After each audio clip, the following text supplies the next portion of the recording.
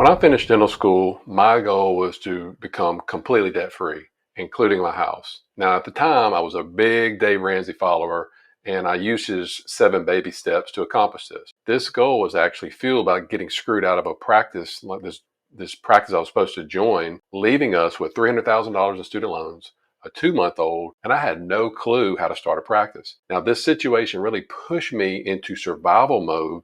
Unfortunately, that's when I developed a scarcity mindset, particularly about money, which took me years and years to overcome. 7 years later, I achieved this big goal, and it felt great at first. But what happened next surprised me, and really it led to a fundamental change in how I'm now going to think about goal setting and achievement in the future. So let's have an honest conversation about really the dark side of big goals. All right. So there are some hidden pitfalls that we have in ambition. So if you're somebody driven by ambition, which more than likely you are, you're more than likely familiar with probably this following pattern. Number one, you begin at the starting line. So you're at point A, you have your big goal or whatever, and you're eager to make progress. Okay. Point A, ready to go. Number two, you set your sights really high. So you identify your big goal. Let's call it point C that you're really determined to reach. And then number three, all systems are a go. So you really throw yourself into the pursuit, working tirelessly to achieve your big goal. The problem, as I now see it, after going through what I've been through, is actually what happens next. So there's actually two roads. There's two roads of big goals. The first one is you could go down the road that allows you or makes you fall short. So you go in, you give it your all, but despite your best efforts, you really don't achieve your big goal. Now, think about this. Your emotional toll in all this is going to be really heavy. You're going to have disappointment, you're going to have sadness, and you're going to feel like a failure. Now, all this emotional weight a lot of times is magnified if you miss the mark by just a little bit. You don't get your goal. And it really makes you feel like even more of a failure if you've almost gotten there. So imagine what I'd have felt like if I'd have just gotten to the point, but I never got out of debt. It was always something else. Something else came up or whatever. Okay. That's the first road. Second road is actually mission accomplished. So you succeed. You hit your big goal and you're on cloud 9. But then you wake up the next morning and you're like, okay, what now? So you thought that reaching your big goal would bring this lasting happiness, right? Kind of like the grass is always green on the other side, but instead it leaves you actually feeling a little bit unfulfilled, maybe empty a little bit. And really nobody is going to want to hear about all of your celebration problems. You hit your goal. They don't really, so a lot of times you just keep this to yourself. Now, this post-achievement slump is what I experienced after achieving my big goal of becoming debt-free, and what I want to focus on with you today.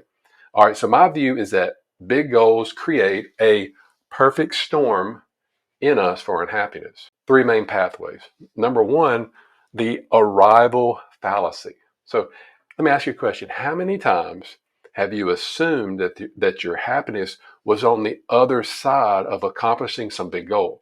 Maybe winning a ball game, maybe landing a real estate deal or a promotion, pay raise, something else, whatever. And how many times have you been proven wrong with this assumption? Now, the arrival fallacy is the term that's actually used to describe the false assumption that achieving a big goal is going to create in us some of this lasting happiness, happily ever after. Now, it's what's called a win-then psychology. Win-then psychology that basically says, when I achieve X, then I'll be happy.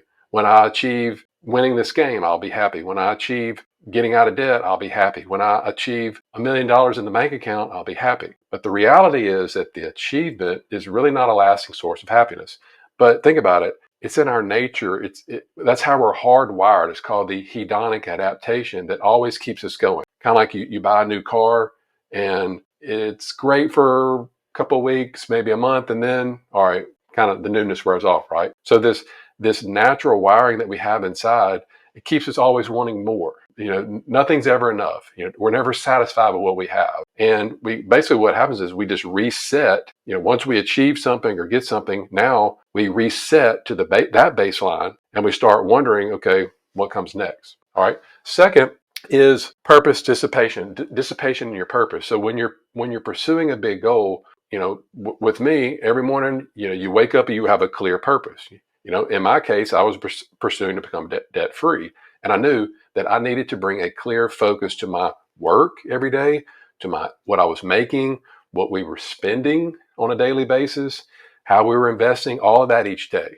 I woke up and we had a dry erase board like this, and I had all of our debts listed, smallest to largest.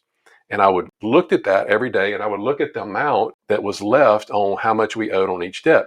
This kept me motivated to keep making progress.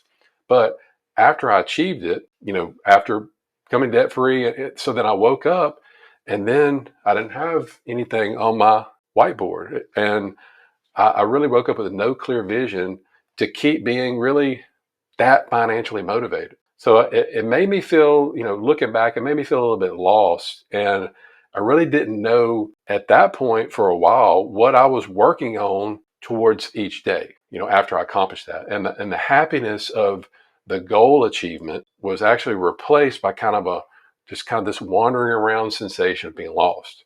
And I realized that the focus on a singular big goal, it had actually created a purpose, but it destroyed the big goal that I actually had achieved in the first place. All right. So, and then number three, extrinsic focus. So my observation is that big goals, they tend to be, extrinsic in nature. That means from the outside. So if we get this promotion, or we get this big raise, or we get financial achievement, well, like myself, I become debt free, or if you become a millionaire, or if you hit a specific amount. I know when I started this YouTube channel, was, my goal, it was always like, I got to get 1,000 subscribers. I got to get 1,000 subscribers, because everybody that starts a YouTube channel, that's what they're focused on: 1,000 subscribers and 4,000 watch time then they'll start running ads on your channel. Or if you're focused on getting so many followers on Instagram or whatever. So these big goals a lot of times become how we actually define success in our lives. And achieving the last big goal, it's never enough. And we just simply, again, reset our scoreboard, and we need to achieve the next big goal in life in order to feel like success. Now, by defining our success based on these extrinsic goals, unfortunately, we're really setting ourselves up for a lifetime just being unhappiness. So now let me talk to you about the case for micro goals. So you remember when we started this video in the introduction, I said that my realization on the dark side of big goals led to a fundamental change of now how I'm going to think about goal setting in the future. Now, I'm not going to sit here and tell you that you should just completely eliminate all big goals from your life. And I still think it's really important to have all these, because big goals are going to help you what? They're going to help you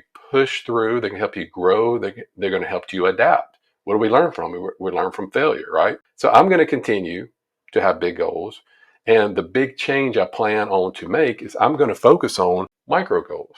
Now, micro goals, you're probably saying, well, what is that, Jeff? Well, those are small incremental growth and development targets. They aren't the giant leaps like the 7-year track that I had to take for becoming debt free, but the really small steps that happen along the way. Like, you remember when I talked about on the dry erase board, that first debt being paid off, that small micro goal took 6 months. Okay. So micro goals, they address the shortcomings of big goals by three reasons why. Number one, they help avoid the arrival fallacy. So micro goals are small enough that you really don't have to tie some grand happiness assumptions into their achievement. They keep you motivated to grow without the pressure that they are going to just individually change your life. Number two, which I really like, is they create a daily purpose. So micro goals are continuously daily in nature versus kind of just discrete. There's really no big purpose letdown, because guess what? There's always another micro goal lined up next that you can use for continued motivation. So just so you know, my new practice will always have micro goals ready to go shortly after I reach any new big goal achievement date. So what this is going to do for me is going to help ensure that I have a purpose in the days after I reach my big goal. And then number three, it's more of an intrinsic, not extrinsic, but intrinsic focus. So these micro goals are going to be more intrinsic by nature. So partially because they aren't really just huge to tell everybody. So they're mainly set to refocus you internally. Because where big goals fail, these micro goals, they excel.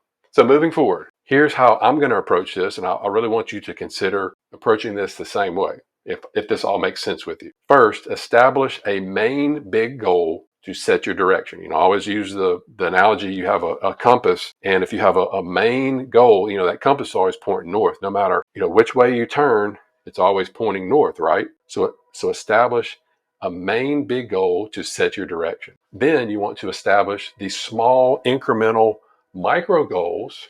These are what's going to set your daily focus. Every morning when you get up, you're going to have a daily focus. Okay, here's the next step. Here's the next step. So if let's say your goal is to lose 50 pounds.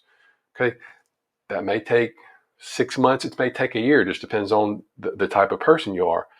And that could be kind of overwhelming. But again, setting small goals. Okay, this morning I'm going to get up and I'm going to go for a walk around the block, or I'm going to eat X amount of protein. So whatever that small incremental goal is, that'll help you set your daily focus. Or maybe I'm not going to eat a candy bar today. That's going to set your daily focus. And then last but not least, you want to adjust and course correct your micro goals on a regular basis on what you're experiencing. Okay, so balancing the big with a focus on the micro, so you have that balance. You're balancing the big with these micro goals is where I personally plan to go, because I feel that a lot of small wins can really add up for me and you to something great. Hope this helps.